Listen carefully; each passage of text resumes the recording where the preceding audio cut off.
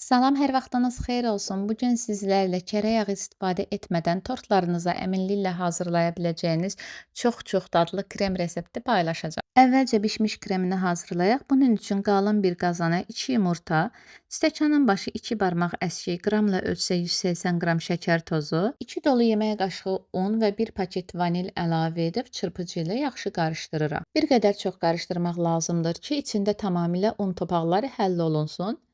Belə bir kütlə əldə olunanda üzərinə südü əlavə edəcəm. Əvvəlcə 1 stəkan süd əlavə etdim, təkrar qarışdırdım və üzərinə təkrardan 1 stəkan yarım süd tökdüm. Ümumi olaraq yarım litr süddən istifadə etdim. Süddə fərq yoxdur. Otaq temperaturunda da ola bilər, qaynanmış süd də ola bilər. Bunun heç bir fərqi yoxdur. Ocağa yerləşdirib dayanmadan qarışdırmaqla qatlaşmasını gözləyəcəm. Qətiyyən əlimi çəkmirəm və kənar tərəflərdən qarışdırmağa çalışıram. Bir də görürsünüz ki, krem bişirdiyiniz zaman kənar tərəfləri daha tez bişir və tavaya, qazana yapışır. Ona görə hər tərəfli qarışdırıram. Belə bir formada qatılaşıb qaynamağa başlayanda 1 dəqiqə daha qaynadıb ocaqdan götürdüm. İstərsəniz elə qazandaca üzərini örtüb soyuda bilərsiniz. Mən daha tez soyuması üçün şüşə bir qaba boşaldıb, üzərini streçlə örtüb otaq temperaturunda soyudacağam. Təxminən 1-2 saat ərzində soyumalıdır. Dediyim kimi bu kremdə yağdan istifadə etməyəcəm. Əvəzində 33%lik qaymaqdan istifadə edəcəm.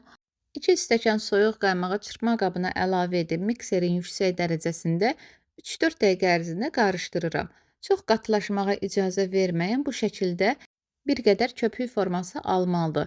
Yəni çox çalıb yağ formasına gətirməyin. Spatula ilə də formasını aydın göstərin. Bu şəkildə olmalıdır.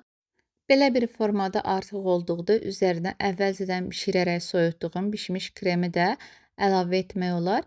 Gördüyünüz kimi bişmiş krem soyuduqca bərkiyib. Bişmiş kremi əvvəlcədən hazırladığım qaymaqlı kremin üzərinə bir dəfəlik əlavə edib təkrar mikserlə qarışdırıram. Yenə də çox yox, 3-4 dəqiqə ərzində qarışdıracağam və gördüyünüz kimi hamar, gözəl, çox ləzzətli krem alınır. Qeyd edim ki, istərsəniz zövqə görə bişmiş qatılaşdırılmış süd və ya elə adi qatılaşdırılmış süd də əlavə edə bilərsiniz. Amma şirinliyinə nəzarət etmək lazımdır bu zaman. Gördüyünüz kimi çox gözəl bir krem əldə olundu. Dondurma dadındadır. Yəni mütləq yoxlamağa dəyər. Bundan sonra çox güman ki, tez-tez hazırlayacağım krem olacaq. Əsasən də ballı tortlara, yuxa tortuna çox yaraşır. Bir sözlə hər cür şirniyyatı hazırlayıb istifadə edə bilərsiniz. Bu qədər dəyərli izləyicilər, videonu bəyənməyi, rəylər bölməsində kiçik də olsa rəy yazmağı, videonu yaxınlarınızla paylaşmağı unutmayın. İzlədiyiniz üçün təşəkkür edirəm. Sağ olun. Allah'a əmanət olun.